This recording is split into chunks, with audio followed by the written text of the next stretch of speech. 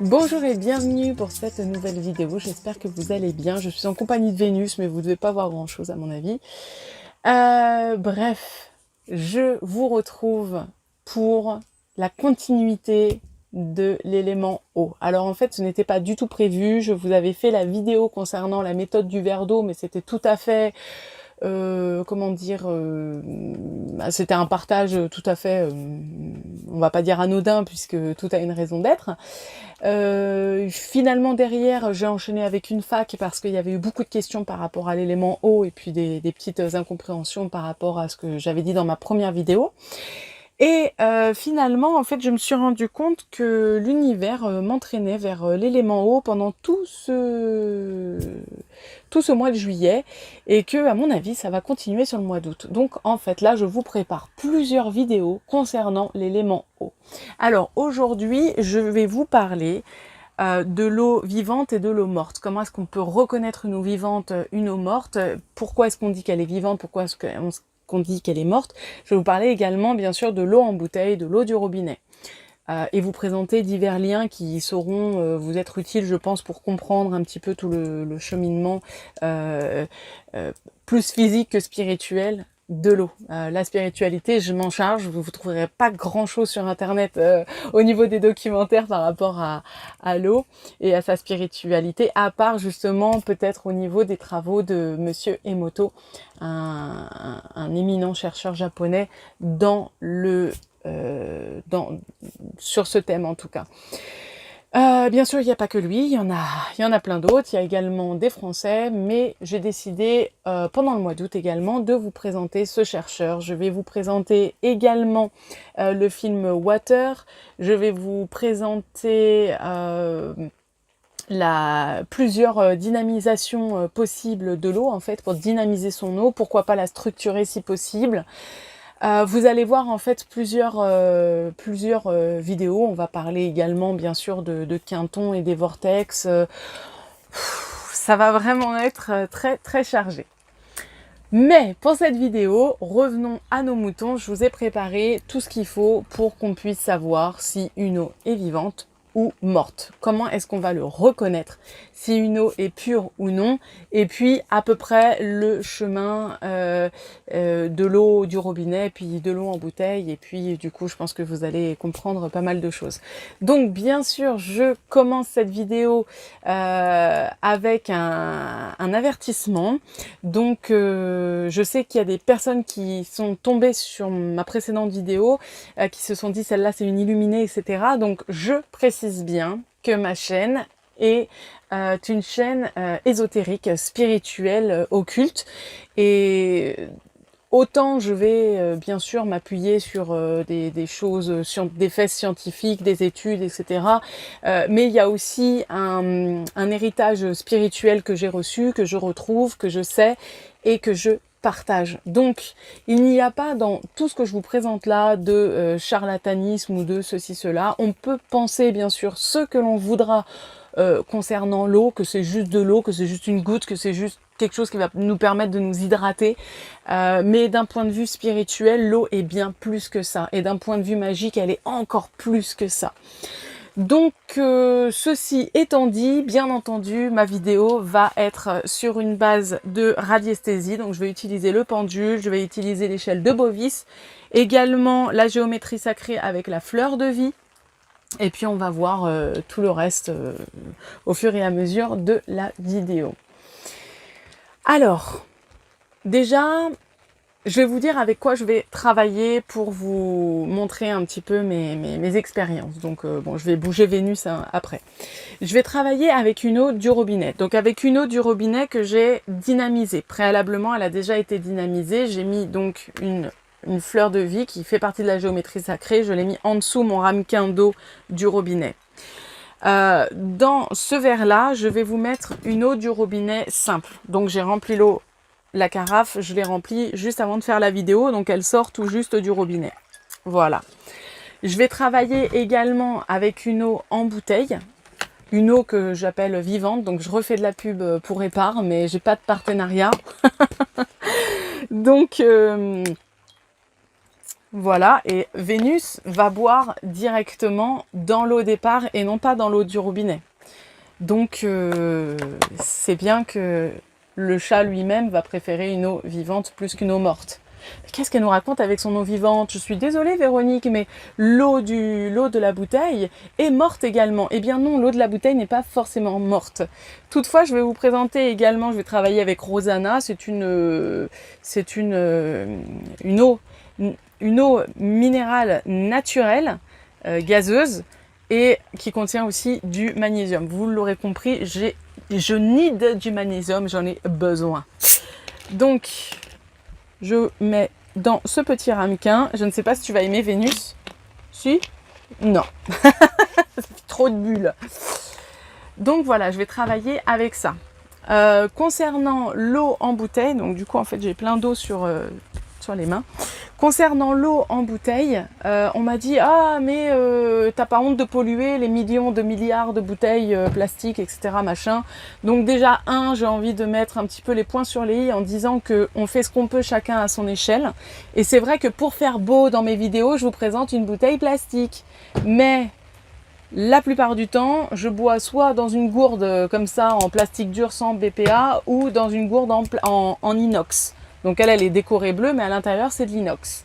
On peut boire également dans une bouteille en verre. Donc en fait, moi, ce que je fais, c'est que j'achète des très grosses contenances que je transvase dans mes gourdes. Mais pour les vidéos, je préfère vous montrer une bouteille comme ça parce que je trouve que c'est un peu plus chic, c'est vrai. Pardonnez-moi de vouloir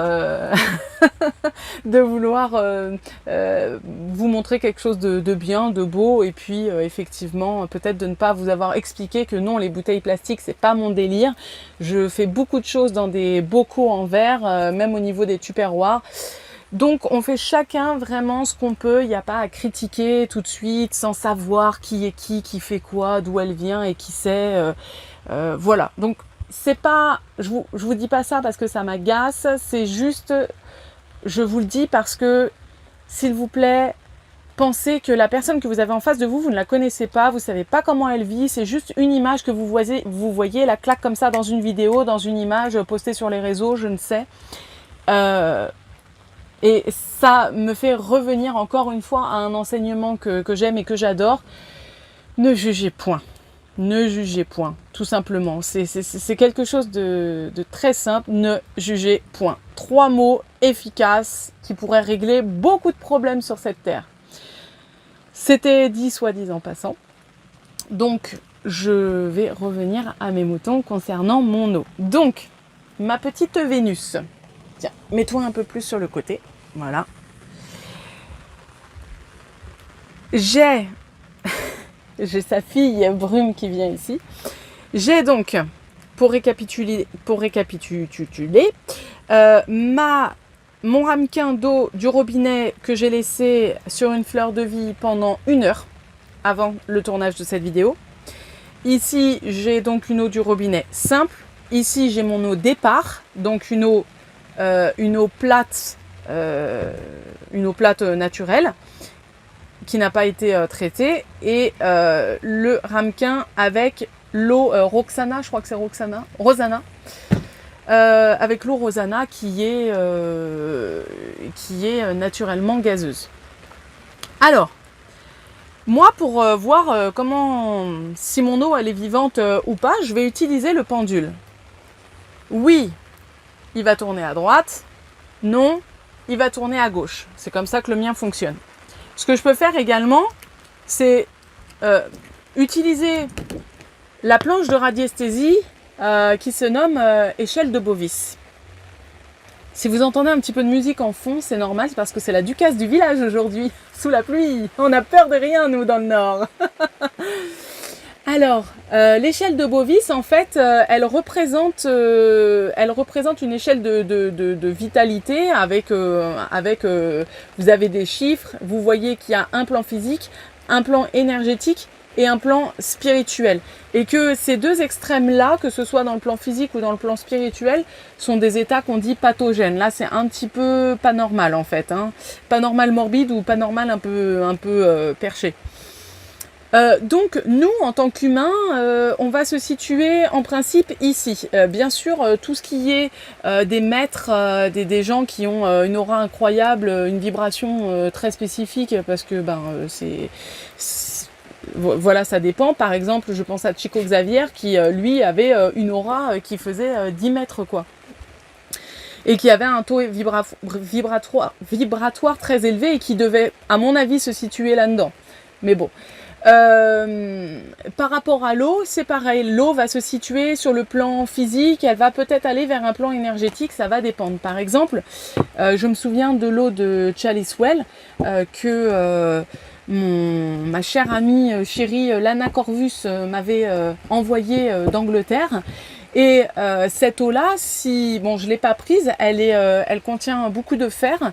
C'est une eau qu'on peut boire pour se guérir de divers maux. Et typiquement, cette eau-là, elle va déjà ici dans la partie énergétique, en fait, sur le plan énergétique. Donc vous avez des eaux comme ça spécifiques qui vont avoir quelque chose de waouh. Je n'ai pas tenté, par exemple, vous pouvez le faire vous-même, par exemple avec de l'eau bénite, de l'eau qui viendrait de la source de Lourdes, par exemple. Peut-être qu'elle va vibrer dans ces eaux-là, c'est le cas de le dire. Vous pouvez tester je ne sais combien d'eau, même l'eau du puits de votre jardin, voilà, vous pouvez tester son taux vibratoire. Donc en fait, pour ça, vous prenez votre échelle de Bovis et puis vous mettez juste votre eau comme ça dessus. Et avec votre pendule, quand vous allez demander quel est son taux vibratoire, eh bien, ça va aller à une certaine échelle. Donc, par exemple, si ici, j'essaye, j'ai un petit peu de pluie qui traverse la toile. Mais voilà. Oui, ça, c'est l'eau gazeuse. Donc, je vais essayer, par exemple, avec l'eau gazeuse. Non, je vais essayer avec épars. Je la mets ici. Et je demande, donc ça c'est uniquement pour le taux vibratoire, ça ne veut pas dire qu'elle est vivante ou qu'elle est morte, hein. On demande le taux vibratoire puisque ça reste un élément de l'eau, même si elle va être méga polluée, elle va avoir une vibration. Donc là je demande par exemple pour l'eau départ, quelle est sa vibration énergétique. Et le pendule que j'ai placé au-dessus de l'eau va aller vers un endroit de la planche. Et là, je vois qu'elle va donc sur le rouge foncé. Et donc, on est entre 8000 et 10 000. Ce qui est ma foi pas mal. On est déjà, voilà. On est déjà dans une bonne vibration. On n'est pas dans du 4000 ou quoi. Ça, c'était mon eau départ. Je vais prendre mon eau du robinet toute simple. Et je vais demander quel est le taux vibratoire de cette eau du robinet. Et là, vous voyez, on descend tout de suite très très vite. On est un poil au-dessus de 2000. Donc là, on est dans quelque chose d'un petit peu pathogène au niveau de cet élément. Donc, déjà là, vous voyez que au niveau du taux vibratoire, c'est pas top. Ça veut pas dire que c'est mort, ça veut pas dire que c'est vivant. Mais c'est pas top. Donc du coup, moi, ce que je vais regarder là, je me dis, bon, ok, je vais prendre mon eau du robinet. Donc, je vais me replacer ici. Je remette les choses dans l'ordre. Je prends mon eau du robinet et je demande tout simplement. Donc, si c'est oui, ça va à droite. Et si c'est non, ça ira vers la gauche en tournant. Attention à la question que vous allez poser. Est-ce que cette eau est vivante? Est-ce que cette eau est morte? Est-ce que cette eau est polluée? Est-ce que cette eau est potable? Est-ce que ça va vous répondre toujours soit oui, soit non. Donc, vérifiez bien. Si vous dites, est-ce que cette eau est pure? Ça vous répondra non. Et pour Épar, ça vous répondra non. Et pour Rosanna, ça vous répondra non. Et pour l'eau dynamique, ça vous répondra non. Parce que plus aucune eau aujourd'hui n'est pure. Et ça, vous pouvez le voir avec la fondation Daniel Mitterrand. Je vous ai mis des liens en barre de description. Je vous ai mis une tonne de liens. Si vous avez le courage, regardez-les. Moi, personnellement, c'est ceux que j'ai sélectionnés. J'en ai regardé encore plus. Je crois que j'en ai regardé 3 fois plus que ce que je vous ai mis là. Ce que je vous ai mis là, c'est selon moi ce qui est le plus pertinent et qui contient des recherches, des sources scientifiques. Maintenant, vous verrez donc avec la fondation Daniel Mitterrand que à un moment donné, il y a un de ses représentants qui dit de toute façon, au robinet ou eau en bouteille, on s'en fout. Le truc, c'est que de toute façon, l'eau pure n'existe plus. Et on est absolument d'accord avec ça. C'est relatif aux particules. Maintenant, des particules, on en a partout. On vit dans un monde pollué. Il ne faut pas oublier toute la radioactivité, toute l'industrialisation. Les eaux du robinet, quand elles sont traitées, vous en servez et ensuite elles partent en épuration et elles retournent dans la nature. Donc, ce qui retourne dans la nature n'est pas complètement d'effet de tout ce qu'on a mis dans cette eau. Ce pourquoi on a retrouvé également, vous le verrez dans diverses études qui ont été faites à ce sujet. Il y a quelques années d'ailleurs, il y avait eu un article, je crois que c'était dans le Parisien, qui disait qu'on avait retrouvé dans l'eau qui était rejetée dans la nature, après avoir été épurée, c'est-à-dire au maximum retirée de sa pollution, on avait retrouvé des antibiotiques. On avait retrouvé des produits qui n'étaient utilisés que dans les hôpitaux. On a retrouvé en fait plein de choses que normalement on ne devrait pas trouver dans la nature. Mais c'est parce que l'eau du robinet, quand elle est utilisée, elle part dans les égouts, ensuite c'est épuré. Mais épuré ne veut pas dire rendu pur. On enlève au maximum et ça retourne dans la nature. Quand il y a des crues, ou qu'il y a de fortes pluies, tous les hydrocarbures se déversent dans les eaux, se déversent dans la nature, se déversent dans les eaux. C'est pourquoi quand vous lavez votre voiture, il vaut mieux aller dans une station de lavage qui, eux, ont la capacité de recycler l'eau, de l'épurer, etc. Alors que quand vous le faites dans votre jardin, toutes les particules d'hydrocarbures que vous enlevez de votre voiture en la nettoyant, vous mettez tout sur votre terrain, dans votre terre. Si vous êtes dans la rue, effectivement, ça va dans la rue, ça va dans les égouts. Et si vous avez un petit peu je sais pas moi, un petit coin d'herbe à ce moment-là ou à côté, ça se retrouve dedans. Et tout ça, c'est filtré à travers la terre. Enfin bref, il y a de la pollution absolument partout.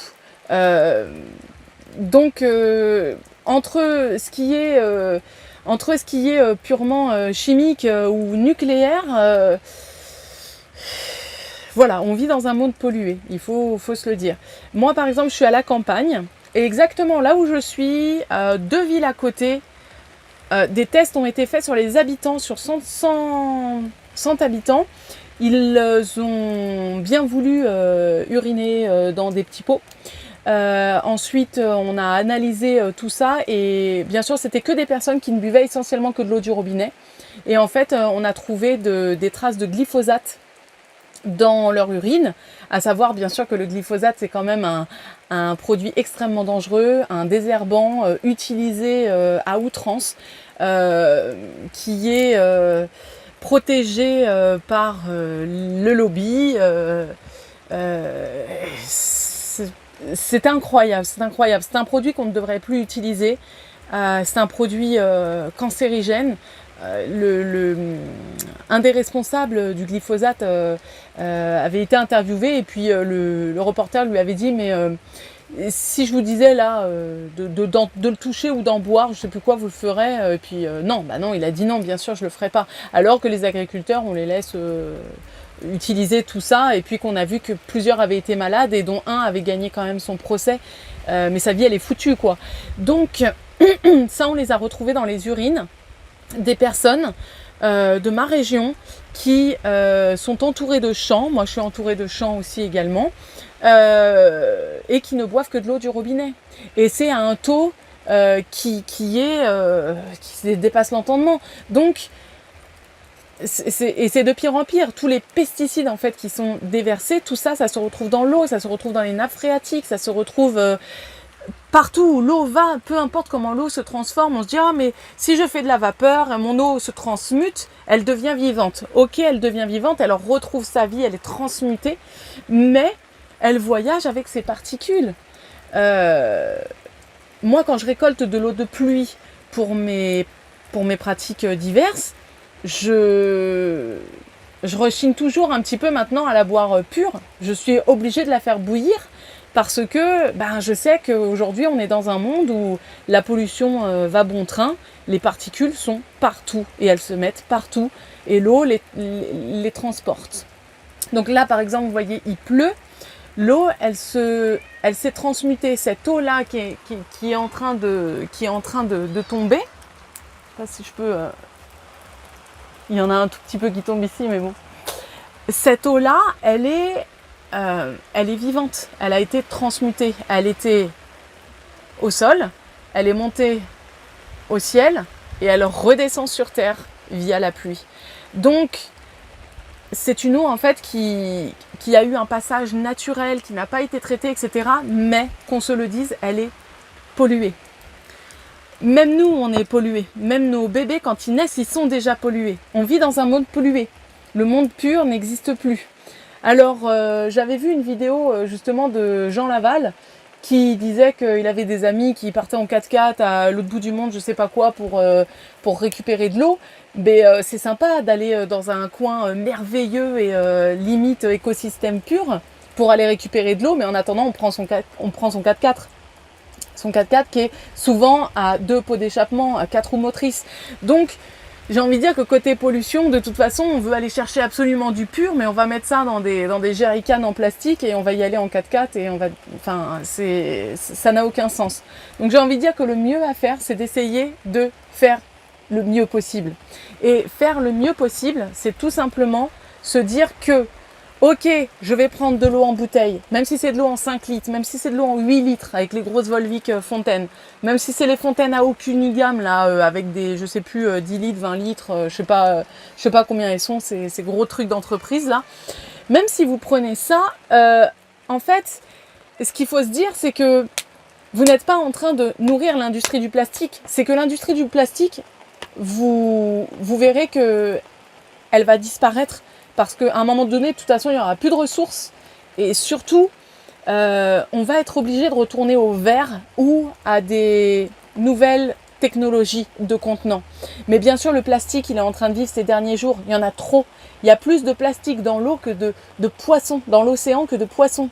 C'est énormissime. Il y a un 6e continent qui n'est constitué que de déchets, dont la majorité sont du plastique. Arrête Brume, me casse pas mon micro sinon on va plus m'entendre. Donc moi, je ne me dis pas je vais sciemment prendre des bouteilles en plastique et soutenir ça, pas du tout. Moi je soutiens le fait que certaines marques sont en train de revenir progressivement au verre. C'est pas encore top. À des bouteilles végétales à 30 ou 50% végétales, c'est pas encore top, mais il y a des efforts de fait. Mais en attendant, pour moi, selon moi, l'eau du robinet n'est pas une eau fiable. C'est une eau morte, c'est une eau traitée, c'est une eau dans laquelle il y a du chlore. On ajoute du chlore dans l'eau pour que quand elle fasse son voyage dans les tuyaux, elle ne transporte pas de germes ni de virus. C'est une eau c'est une eau qui est sous anesthésie, qui ne sait plus trop où elle est, quoi. Et quand elle va dans les tuyaux, elle claque d'un coup, et claque d'un coup, et claque d'un coup. Elle n'a pas de rythme naturel. Alors que par exemple, l'eau départ, tout simplement, elle jaillit, elle passe dans le tuyau, elle passe dans la bouteille. Les contrôles sont faits, bien sûr, mais les contrôles sont moins rigoureux que les contrôles de l'eau du robinet. Parce que l'eau du robinet, elle est traitée avec 1 milliard de produits, elle a 60 contrôles, et l'eau du robinet, elle ne doit pas dépasser tant de fluor, tant de nitrate, tant de trucs, tant de magnésium, tant de trucs, tant de machin. Elle est un peu standard en fait. Alors que chaque bouteille d'eau minérale, gazeuse ou non, vont avoir plus ou moins de choses. Ensuite, bien sûr, là où il faut s'axer, c'est sur les résidus secs. Les résidus secs, c'est ce que vos reins vont devoir filtrer et c'est très difficile pour eux. La meilleure eau pour ça, c'est la Monroucou. Mais vous prenez ce genre d'eau que si vous avez des problèmes de reins, par exemple. Et moi, mon médecin m'a dit, et je trouve ça hyper pertinent, chacun pensera comme il veut, mais pour lui, la meilleure eau à boire, c'est l'eau qui est en promotion. L'eau du jour en promotion. Parce que, il dit, dans la nature, à la base, on se déplace. On n'est pas fixé juste à un point, on va se déplacer en fonction des saisons, en fonction de voilà, du gibier ou quoi que ce soit. Et on va boire à diverses sources différentes qui vont nous apporter divers minéraux, diverses choses. Et donc, ça permet un apport multiple de pas mal de choses pour nous, en fait. Donc, moi, je dirais effectivement que boire l'eau qui est en promotion, c'est bien. Maintenant, je demande à tous les industriels qui sortent Épar, qui sortent Vittel, qui sortent Evian, qui sortent Montroucou, qui sortent Saint-Amand, tout ce que vous voulez, qu'ils reviennent à la bouteille en verre. Quand j'étais petite, on achetait, c'était des bouteilles en verre.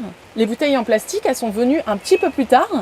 Et on achetait en bouteilles en verre. Déjà, on buvait l'eau du robinet, surtout, hein, aveuglément, parce que voilà, il n'y avait pas encore tous les éveils de conscience, tout ça à ce niveau-là. Et moi, j'allais remettre les bouteilles en verre à la consigne, dans un endroit extrêmement lugubre. Je mettais la bouteille, elle partait dans un casier et on me rendait 1 franc à l'époque. Et pareil avec les bouteilles de vin, etc. Mais la consigne, c'était merveilleux. J'ai lu un article l'autre fois qui dit « Ah, super idée de cette entreprise qui va mettre des bouteilles consignables. » Mais c'est pas nouveau, ça a toujours existé ça pourtant. Demain, on refait ça, c'est parfait. Demain, ce qu'on pourrait faire également, c'est faire comme en Amérique avec les livreurs de lait là, qui viennent prendre à votre porte les bouteilles et puis qui vous en mettent des nouvelles. Mais ça, c'est idéal aussi, c'est super, avec un véhicule électrique, pourquoi pas. Mais pour ça, les véhicules électriques, il faudrait que les batteries puissent être recyclées. Or, dans les batteries électriques, pour les batteries de véhicules électriques, on n'arrive toujours pas à recycler correctement ça. Donc du coup, il y a des enfouissements, notamment à côté de Strasbourg. Il y a dedans du lithium qui est un produit qui va, s'il arrive à l'air libre et que vous le respirez, vous détruire purement et simplement les poumons. Enfin, vous voyez, on peut aller très loin, très loin. La pollution, elle fait partie de notre monde. Il ne faut pas la soutenir, mais il faut soutenir l'innovation technologique de nouveaux contenants, de nouvelles façons de locomotion, etc. Et je suis persuadée que si, idéaliste à fond, si les lobbies mourraient, tout simplement, moi j'aimerais bien que ça s'arrête, les lobbies, que chacun au niveau, je sais pas, moi, communauté ou quoi, on arrive à faire des choses plus simplement, plus écologiquement. Alors bien sûr, je sais qu'il y a des personnes qui se sont déjà mis là-dedans, il y a des éco-villages qui sont quasiment autonomes en électricité, en eau, mais on est dans un monde et dans un système où les gens sont coincés parce que on a dit tu s'occupes de rien, je s'occupe de tout. Un petit clin d'œil à Jamel Debbouze pour ceux qui ne connaissent pas. Donc, tout ça pour vous dire que moi je vous présente des eaux en bouteille, mais ça ne veut pas dire que je suis pour le plastique, au contraire, bien entendu. Et demain, s'il y avait des eaux en bouteille en verre, et que ce soit Evian, alors que Evian, j'en bois pas souvent, je ne prendrais que de l'Evian. Parce que je me dirais, eux, au moins, ils font des bouteilles en verre. Donc, voilà. Il y a aussi le fait que, ah oui, mais les bouteilles en plastique, ça pollue l'eau qui vient de sortir de la source. Aujourd'hui, en fait, oui et non. Vous verrez dans les liens également. En fait, les bouteilles en plastique que vous achetez, avec l'eau qui est dedans, vous l'achetez là, vous allez à Auchan, vous l'achetez, vous la buvez. Cette eau-là, elle est sortie il n'y a pas très longtemps de son usine. Et vous avez normalement voilà, ça vous dit que vous pouvez la boire jusqu'en novembre 2020. Voilà, donc du coup, ça fait pas longtemps qu'elle est dans la bouteille. D'ailleurs, je sais même pas si j'ai une date exacte dessus. Je sais pas si j'ai une date exacte dessus. Je la vois pas. En tout cas, ça fait pas longtemps qu'elle a été mise en bouteille, puisque la plupart du temps, les bouteilles en fait ne restent que 2 à 3 ans dans leur bouteille. Là où le plastique pollue l'eau qui est dans les bouteilles, c'est quand il est exposé au soleil pendant qu'il est en stockage. Donc, effectivement, pour tout ce qui est de l'e-commerce, par exemple, je vais commander sur un site et puis je vais me faire livrer. C'est souvent des entrepôts où ça ne part pas très vite. Et parfois, souvent même, en fait, les bouteilles sont exposées au soleil. Et là, effectivement, le soleil va dégrader le plastique et incorporer des éléments polluants dans l'eau, qui contient déjà des particules de la nature polluées à la base. Ok, donc c'est vrai que ça en rajoute. Mais vous regardez par exemple pour Vittel, Vittel quand elle est mise sur palette, on emballe tous les packs d'eau d'une toile anti-UV.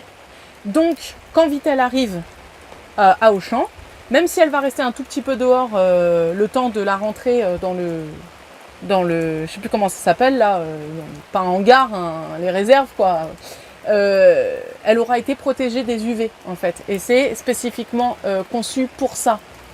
Donc, il faut cesser d'être parano. Encore une fois, je me répète, je rabâche, mais il faut cesser d'être parano et il faut aussi se dire qu'il y a des moyens de faire en sorte d'avoir une eau pure. Bien sûr, pour le robinet, vous pouvez acheter un osmoseur, vous pouvez acheter un filtre, vous pouvez acheter les gros filtres Berkey à 300 € qui vont vous filtrer l'eau au charbon actif, etc. et qui vont vous laisser que les bons minéraux, il n'y a pas de souci. Vous pouvez faire un tas de choses pour rendre votre eau la plus pure possible, mais selon vous, elle ne sera jamais aussi pure que ce qu'on a connu lorsqu'on avait encore nos forêts primaires. Hélas, 1000 fois hélas. Et moi, quand je vous fais cette vidéo, je suis relativement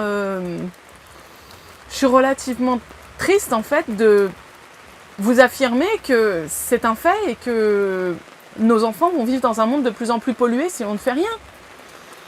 Là en ce moment on a des canicules intenses et puis des crues et puis des tremblements de terre et puis des glaciers qui fondent et puis des geysers possibles.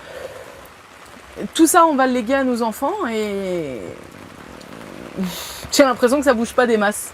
Donc je me dis que peut-être ma vidéo, elle pourra peut-être interpeller et faire en sorte qu'on puisse modifier les choses. Chacun déjà soi-même et puis un petit peu autour de soi et puis voilà. Donc bien entendu, ce que je vous conseillerais, c'est que si vous n'avez pas de filtre, vous n'avez pas de sous à mettre dans un filtre, dans un osmoseur ou quoi, le mieux, vous prenez de l'eau en bouteille en grosse contenance et puis vous mettez ça dans vos gourdes. Mais bien sûr, vous allez me dire, oh, c'est une gourde de plastique et tout. La gourde de plastique, si vous la mettez pas au soleil, il n'y a pas de souci. Il faut que vous ayez un bon débit d'eau aussi, parce que si vous la laissez trop dans la bouteille, même si c'est de l'eau qui vient de bouteille et non pas du robinet, ça pue quand même. Donc, faut laver votre gourde le plus souvent possible. Mais vous avez des gourdes comme ça qui sont super faciles à nettoyer. Voilà. Donc ça, j'ai acheté ça, je sais plus, je crois que c'était à Carrefour, c'est Systema. C'est pas mal, voilà. Sauf que maintenant, je préfère l'inox et je bois dans des bouteilles en tout inox. Vous pouvez aller voir, par exemple, pour les gourdes en inox, chez Gaspajo, par exemple. C'est une très bonne marque pour des gourdes tout inox, la plupart du temps tout inox, avec un joli petit dessin dessus, et ça va vous durer quasiment toute la vie. Enfin, en plus, ça reste au frais, du coup. Et... je me souviens quand j'étais petite, il y avait tous mes copains qui avaient des gourdes en plastique, des belles gourdes en plastique, là, un peu plates, alors à l'ancienne. Et moi, j'avais une gourde en inox. Une gourde en inox de la guerre, que mon père avait trouvé je ne sais où, et c'était un truc de guerre, quoi, d'armée, de je ne sais quoi. Et je me faisais chambrer tout le temps, à chaque fois qu'on avait une sortie. Mais en attendant, mon eau, elle était bonne et elle était fraîche. Voilà, mais maintenant ils font des super trucs avec des beaux petits dessins. Et moi par exemple, ça c'est la bouteille de mon petit garçon. Mon petit garçon, quand il doit se déplacer ou quoi, il a sa gourde en inox. Voilà. Et voilà. Donc ça c'est la chose que je peux vous conseiller. Maintenant on va 1, 2, 3, 4 revenir encore à nos moutons. Donc comment savoir si une eau est vivante ou morte? Maintenant que vous avez le degré vibratoire, vous vous dites, bon, avec un degré comme ça, ça doit pas être top. Qu'est-ce qu'une eau morte, une eau vivante? Une eau morte, c'est une eau qui a été traitée. C'est une eau qui sait plus où elle est, qui a perdu de sa dynamique, qui a perdu de son essence spirituelle. Et une eau vivante, c'est une eau qui a conservé son essence spirituelle. Dans ce sens où elle a jailli seule et puis elle a été mise en tuyau puis en bouteille et point, ça s'arrête là. Une eau il y a aussi des eaux déstabilisées. Alors, les eaux déstabilisées, ce sont des eaux qui savent plus où elles en sont. C'est un petit peu le bordel, on a l'impression que toutes les molécules, elles sont comme ça. Alors que l'eau morte, elle est... la différence, en fait, entre les deux, c'est que l'eau morte, elle va être hyper polluée. Il va y avoir une pollution intense qui fait qu'il y a des petites bactéries qui étaient là et qui sont en train de mourir et qui se... Voilà. Elle n'est pas morte à 100%. Puisque cette eau, si je la laisse là, mon eau du robinet polluée, que j'ai sciemment polluée, hein, je sais pas, j'ai fait la vaisselle, je la pose ici, je la laisse s'évaporer. Quand elle va remonter au ciel par la vapeur, elle va retrouver sa vie. Donc c'est pas mort à 100%.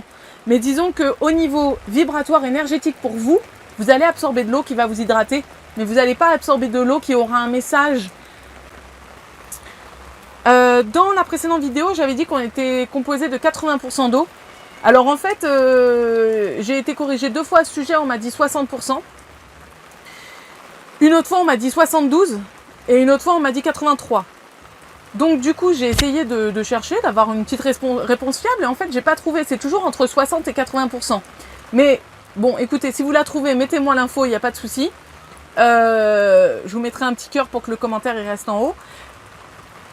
Maintenant, c'est quand même plus de la moitié de notre corps qui comporte de l'eau. Et la moindre des choses, c'est de boire une eau qui soit la plus pure possible, la plus dynamisée possible. C'est-à-dire la plus vivante, la plus structurée si possible. On parlera de la structuration de l'eau quand je vous parlerai de la dynamisation. Mais une eau vivante. Et à un moment donné, je vous ai mis un lien, vous verrez, de C'est pas sorcier. Qui n'a pas regardé ces émissions-là? Elles sont incroyables, moi j'adore. Et à un moment donné, justement, Fred, il dit, vous avez vu cette eau-là? Elle sort directement du tuyau, là, je sais pas quoi, puis il boit, il dit, elle est vivante. Et alors là, j'ai éclaté de rire, je me suis dit, oh, alléluia! Merveilleux. Donc du coup, Fred, merci de me soutenir sur le fait que l'eau est vivante. Alors lui, il dit vivante dans le sens où, effectivement, elle n'a subi aucun traitement chimique. Elle n'a pas subi de filtration humaine, elle n'est pas passée dans les cuves, dans les tuyaux, dans les trucs, dans les machins.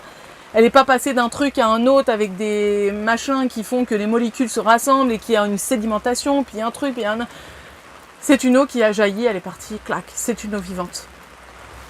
Une eau morte, c'est une eau hyper polluée, c'est les égouts. Une eau déstabilisée, c'est une eau du robinet. Donc, vous pouvez boire cette eau, elle va vous apporter quelque chose, énergétiquement parlant, mais ça va être de très mauvaise qualité. Et quand vous allez regarder cette eau et que vous allez lui donner un message, elle va galérer à l'absorber. Puis quand vous allez le prendre, c'est pas top. Donc c'est pour ça que dans la méthode du verre d'eau, je vous disais, prenez de l'eau en bouteille. Prenez de l'eau de source. Prenez de l'eau de pluie. Prenez de l'eau qui n'a pas été traitée chimiquement. Même si elle n'est pas pure à 100%, prenez de l'eau non traitée. Moi, par exemple, je fais une réserve. Quand il neige l'hiver, je mets plein de neige dans une bouteille en verre, parce que je vais la garder longtemps, je vais la laisser au soleil, et c'est une eau de neige que j'aurai solarisée et qui va être hyper puissante. Au niveau de l'échelle de Bovis, j'ai un petit peu d'eau sur ma truc, mais c'est pas grave. Au niveau de l'échelle de Bovis, là on était entre 6000 et 8000 pour une épare comme ça, on augmente tout de suite, de plus de la moitié, on est entre 14 000 et 16 000 pour une eau de neige laissée au soleil dans une bouteille en verre. C'est extraordinaire. Donc cette eau-là, ensuite, vous pouvez lui donner une information avec votre mental. Et quand vous la buvez, c'est une eau qui peut être destinée à vous guérir ou à vous donner confiance en vous, ou ceci, cela, peu importe. C'est vous qui la chargez. Et quand vous la buvez, elle va donner un message à l'eau qui est à l'intérieur de votre corps. Ça fonctionne comme l'homéopathie. L'homéopathie, il y a un docteur qui a dit l'homéopathie, c'est de la poésie. Dans le sens où, c'était pas flatteur, dans le sens où avec vos conneries, ça suffit.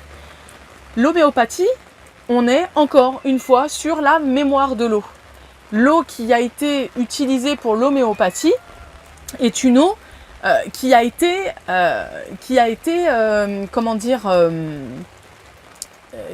dynamisée. Elle a été tournée et tout. Enfin bref, après ça ressort bien sûr dans du sucre, dans des petites boules. Ok.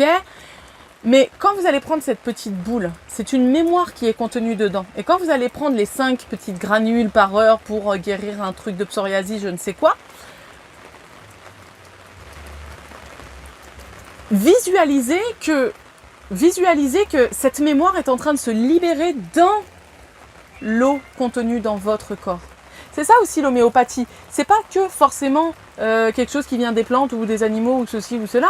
C'est une information qui est contenue, qui est cristallisée et qui va venir en vous. Et même si c'est à 1 millième de 10 millième de trucs de machin en 9 CH, 7 CH, 50 CH, j'en sais rien, c'est une mémoire qui est contenue, même en quantité infinitésimale. C'est pour ça que quand je parle de rituels, de bannissement, de dégagement, de libération, etc., j'inclus systématiquement, c'est non négociable, une purification à l'eau bénite. Mais bien sûr, vous n'allez pas prendre une baignoire d'eau bénite. Bien sûr que non. Vous versez un peu d'eau bénite dans l'eau du bain. L'information contenue de cette eau bénite va se déverser dans l'eau du bain et votre bain ne va pas devenir un bain d'eau bénite, mais va devenir un bain chargé d'un message. Ce message, c'est ce qui a été contenu dans la mémoire de l'eau, de cette eau bénite, et ce sont les mots prononcés pour bénir cette eau. Voilà. Je t'exercice, créature de l'eau, par le Dieu puissant, etc. Et tu seras le salut pour le corps, la santé, l'âme, etc. Blablabla. Et on n'arrête pas. Et la caméra tombe. Et merci, je ne sais même pas qui c'est. C'est, comment elle s'appelle, Again. Voilà, on a une vue magnifique. Bon voilà, j'espère que ça va aller. Désolée, c'est toujours la foire avec les chats. Donc, bon voilà, tout ça pour vous dire en fait que le bain que vous allez prendre avec un tout petit peu d'eau bénite, il va contenir un message et que ça va aller dans vos couches supérieures de l'épiderme pour hydrater, puisque l'eau hydrate les couches supérieures de l'épiderme.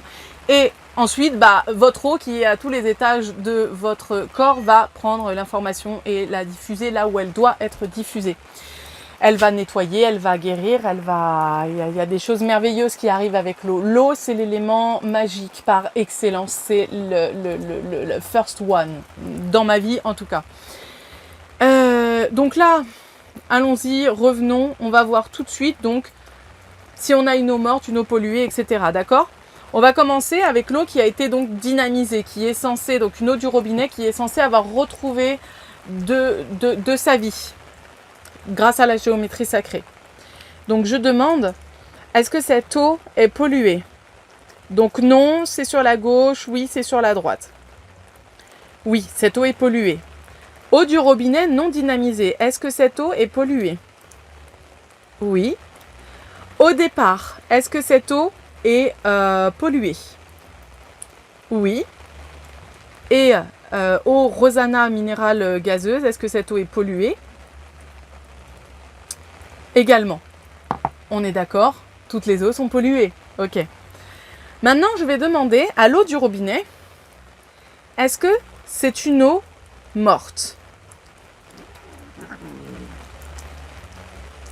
C'est une eau morte. Mais on va voir la différence ensuite. Je demande à Épar, est-ce que c'est une eau morte ? Non, ce n'est pas une eau morte. Je vais demander à Rosana. Rosana, est-ce que c'est une eau morte ? Rosana est une eau morte, mais pourtant c'est une eau minérale, gazeuse, naturelle. On va voir en fait la différence. C'est que dans l'eau du robinet, j'ai tout mon traitement qui a été fait, puis le truc jusqu'au château d'eau, puis qui c'est venu ici. Et dans mon eau Rosana, elle est sortie directement du goulot. Mais on a dû séparer le gaz pour pouvoir retirer le fer que l'eau minérale gazeuse naturelle contient. Et ce gaz-là, on le met de côté. On n'en met pas un nouveau, on garde celui-là. Et on nettoie l'eau, on enlève le fer, toute la rouille, là, et on réinjecte le gaz. Mais du coup, elle a subi un traitement, cette eau. Et du coup, elle est déstabilisée. Donc là, je vais demander à mon eau du robinet, est-ce que tu es une eau déstabilisée? Oui. Donc, morte, déstabilisée. C'est-à-dire, je ne sais plus où j'en suis et je vibre hyper bas. D'ailleurs, on a vu tout à l'heure qu'on était, je crois, vers les 4000. Et à Rosanna, est-ce que tu es une eau déstabilisée? Oui. Maintenant, je vais demander à ma petite épare, est-ce que tu es une eau déstabilisée? Et là, j'ai immédiatement non. Vous pouvez boire cette eau. Elle va vous donner une énergie vibratoire nettement supérieure à l'eau du robinet ou à l'eau Rosanna. Parce qu'elle n'a subi aucun traitement et elle n'a pas été séparée d'un de ces éléments qu'on a rajouté après, je sais pas quoi. C'est une eau qui vient de la source. Elle n'a pas eu de traitement. Maintenant, donc je les remets comme ça. Maintenant, mon eau du robinet. Ok, elle n'est pas polluée. Maintenant, je vais demander, est-ce que tu es morte? On me dit non. Est-ce que tu es une eau déstabilisée? On me dit non. Est-ce que tu es une eau dynamisée et vivante? Et là, j'ai un oui. Donc maintenant, cette eau du robinet va sûrement égaler l'eau départ. C'est ce qu'on va voir. On va regarder, donc elle est là. Je vais la mettre sur l'échelle de Bovis. Je vais me mettre de côté. Alors, oui, mais alors again, là, ça va pas être possible. Alors, est-ce que cette eau... quel est le taux vibratoire de cette eau?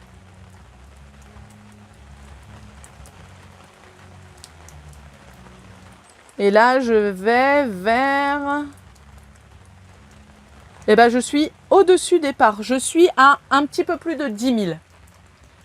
Alors que épar, sans rien, j'étais déjà entre les deux. Donc, si mon épar, je lui mets une géométrie sacrée en dessous, c'est une des multiples techniques de dynamisation possibles. Donc, voilà, pour moi, c'est la plus facile à vous présenter là dans cette vidéo. Je vous ferai vraiment une vidéo à ce sujet. Elle va durer, à mon avis, 3 heures, tellement il y en a. Mais je vous ferai un chapitrage, ne vous inquiétez pas. Donc là, si je mets ma fleur de vie sur épar et que je la laisse ne serait-ce que 10 minutes, j'aurai déjà un résultat. Le mieux, c'est de laisser son eau 1 à 2 heures. De ce que moi, j'ai pu voir comme test que j'ai pu faire, parce que j'en ai fait, je ne raconte pas combien, 1 heure, c'est bien. 1 heure, c'est bien. 1 heure, l'eau, elle est dynamisée et elle retrouve bien sûr une vibration. Mais ce qui compte également, c'est que je ne fais pas une dynamisation uniquement avec ma fleur de vie. Quand je le fais, moi, quand je mets ma fleur de vie en dessous, je dis pas tac, clac, allez, je vais faire la bouffe. Non. Je mets ma fleur de vie, je pose mon verre dessus et je regarde mon eau avec beaucoup de gratitude. Parce que je me dis, cette eau, elle va être hyper nourrissante en termes d'énergie. C'est le comptoir du chat ici. C'est Ava ou c'est Again? Je ne sais pas. Des fois, je ne vous reconnais pas. Regarde-moi. C'est Again. Donc,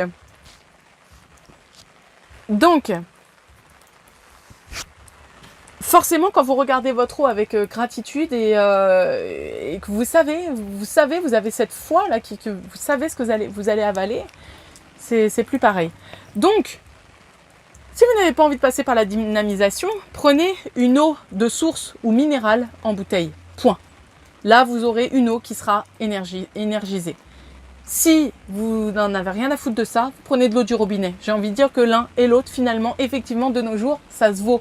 Mais personnellement, moi, j'ai choisi de ne pas avaler de chlore. Et même si c'est qu'une goutte par 1000 litres, ça reste quand même une goutte. Et à la fin, je bois tellement d'eau qu'à la fin, finalement, du chlore, j'en avale.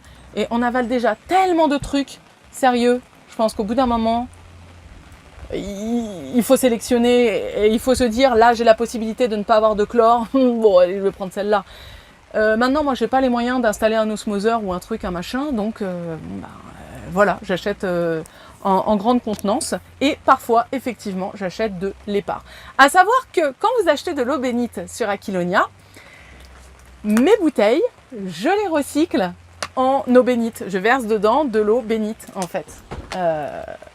Que j'ai béni, j'enlève l'étiquette et du coup je me dis elle a une seconde vie. Donc c'est vrai que moi au niveau de ma conscience je me dis ça va, elle a une seconde vie.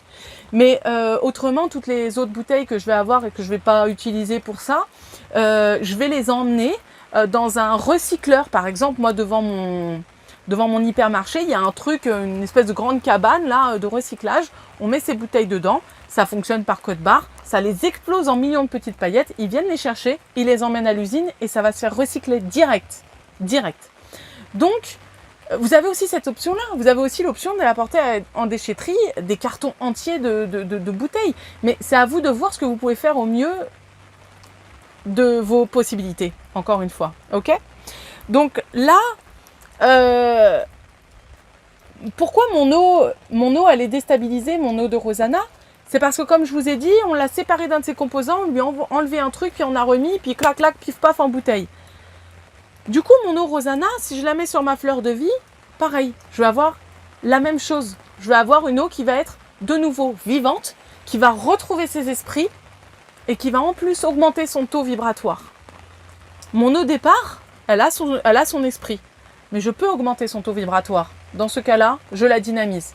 Mon eau du robinet, elle a plus trop ses esprits parce que elle est traitée. Alors on a pris plein la gueule là avant d'arriver jusque là. Et donc voilà. Donc elle n'est pas morte à proprement parler. Par contre, là, c'est un détergent naturel que j'utilise. Je vais polluer mon eau sciemment. Oh, qu'est-ce qu'elle fait, Ange de Gaïa! Oh, je vais attendre un tout petit peu. Donc j'ai pollué mon eau.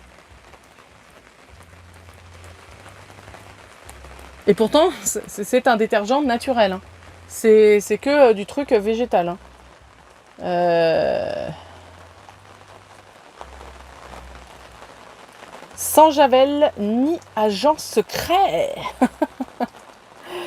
Voilà, je fais de la pub, c'est pour You. 100% actif d'origine végétale fabriqué en France. Élimine 99,999% des bactéries. Composition. Acide lactique.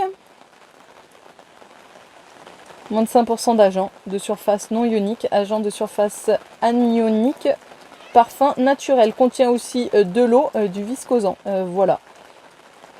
Bon. Donc déjà, on a quand même un peu moins de trucs que ce qu'on voit dans les Silly Bang, etc. quoi. Donc moi, j'ai pris cette option. Sinon, ce que je fais la plupart du temps, c'est vinaigre blanc. Mélangé moite-moite avec de l'eau minérale naturelle gazeuse. Ça nettoie, ça nettoie super bien. Et c'est super efficace. Et sinon, dans les cas les pires, je prends ça. Mais ce qu'il faut, effectivement, c'est nettoyer au fur et à mesure tout ce qu'on utilise. Et comme ça, on n'a pas besoin de le décrasser puisqu'il est toujours propre. Donc maintenant, vous avez vu, je ne vous ai pas fait de coupure. Je vous dis, j'ai attendu effectivement pour voir pour cette eau du robinet. Donc, cette eau du robinet qui contient du détergent, même si c'est 100% d'actif végétal, voilà. Est-ce que c'est une eau polluée ? Alors bien sûr, là, il ne va pas chercher midi à 14h, c'est une eau polluée, et là, c'est beaucoup pollué. Comme vous voyez, ça tourne quand même beaucoup plus largement, beaucoup plus vite, beaucoup plus largement.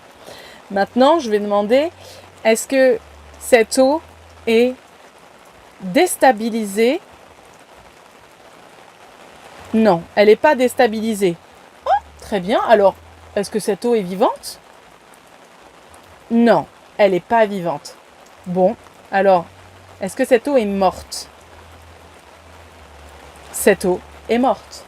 Je viens de tuer 99,999% des bactéries. Comme vous le voyez, messieurs, dames qui travaillaient chez You Puissant Naturellement, effectivement, spirituellement, je peux vous le dire.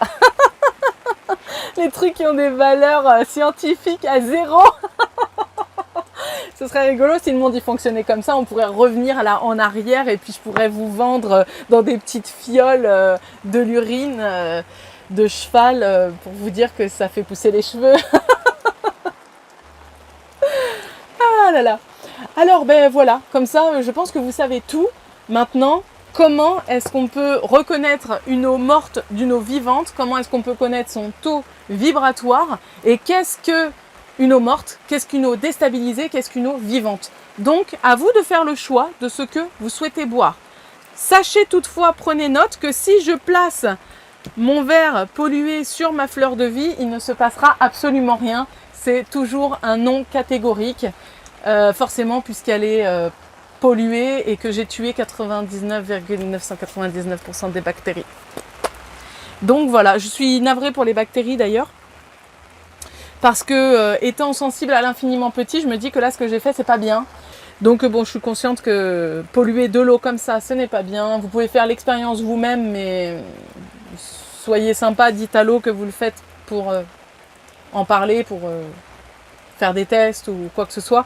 Moi c'est vrai que quand j'utilise l'eau, en fait je suis toujours pleine de reconnaissance, je sais ce qui passe, je vois ce qui passe, je le visualise en fait. Donc du coup, même rien que le fait pour vous, pour cette vidéo, de polluer un verre d'eau du robinet, ça me fait quand même quelque chose parce que je sais qu'il y a des bactéries qui sont dedans et voilà. Mais bon, du coup, ça va repartir dans l'eau, dans l'évier du robinet, ça va partir dans des tuyaux, ça va partir à la station d'épuration et la station d'épuration va le renvoyer dans la nature. Voilà. Donc, écoutez, si vous avez des questions, n'hésitez pas. Je suis à votre écoute. Comme d'habitude, très difficile pour moi de répondre aux commentaires désormais. Donc, si je vois des questions récurrentes, je vous ferai peut-être une fac. Ou alors, je vous répondrai dans un bloc commentaire dans cette vidéo ou dans la barre d'informations. Donc, n'hésitez pas à regarder ici et là si ça vous intéresse. Je vous dis à bientôt pour la prochaine vidéo. Je ne sais pas laquelle ce sera. Je vais vérifier ce qui peut être possible de faire pour vous. Peut-être que je vais vous présenter le film Water. Peut-être. D'ici là, je vous souhaite le meilleur. Et même s'il pleut, vous voyez, c'est magnifique. La nature respire enfin. On est sorti de la canicule là, qui nous a tous achevés. La nature respire enfin, la nature se gorge d'eau et quand vous voyez la pluie tomber, vous pouvez vous dire que c'est une pluie, que c'est une eau vivante. Et si vous vous sentez mal, par pitié, première chose à faire avant de prendre des médicaments, vous sortez dehors, vous vous mettez sous l'eau, en position de rune et vous laissez l'eau vivante prendre le message toxique que vous avez et vous en donner un puissant qui vient directement des cieux et par la terre, tout va être absorbé. Donc voilà, n'hésitez pas à le faire, ça peut vous faire du bien. Avant de partir, dernière note, je sais que quand on prend une douche, on se dit je me purifie, etc. machin, mais si vous n'utilisez rien, vous ne vous purifiez pas vraiment en fait. Vous lavez votre corps physiquement, mais votre corps spirituel n'est pas lavé. Ce pourquoi vous devez passer par des savons, qu'ils soient liquides, en barre, moussants ou pas, ou alors effectivement tout simplement, quand vous prenez votre douche, vous préparez préalablement une carafe d'eau chaude, avec un petit peu de sel béni, un petit peu d'eau bénite. Vous laissez mijoter ça pendant que vous prenez votre douche. Et à la fin, vous versez tout sur vous. Et là, vous aurez vraiment une douche purifiante. Au moins minimum purifiante. Ce que vous avez de bien pour ça, et j'en parle souvent, c'est le savon Van Van. Donc ça, c'est du côté du houdou en fait. Vous avez du palmarosa avec de la citronnelle, vous avez un complexe en fait une synergie de plantes qui agit directement pour la purification et au niveau physique mais aussi au niveau de l'aura. Et selon moi le Van Van c'est bien. Si vous êtes chrétien, vous pouvez utiliser le Manus Christi. Le Manus Christi c'est un savon béni spécifiquement fait pour vous purifier. Donc voilà. À vous de voir. Vous retrouverez toutes les infos en barre d'informations, donc tous les liens que j'ai vus, tout ce dont je vous ai parlé dans cette vidéo. Si vous voulez une petite fleur de vie comme ça en plastifié ou une échelle de Bovis Vous allez également dans la barre d'informations, je vous en ai mis de disponibles sur Aquilonia pour vos tests et puis pour vos activités. Voilà. Donc sur ce, je vous laisse, je vous embrasse très très fort et je vous dis à bientôt.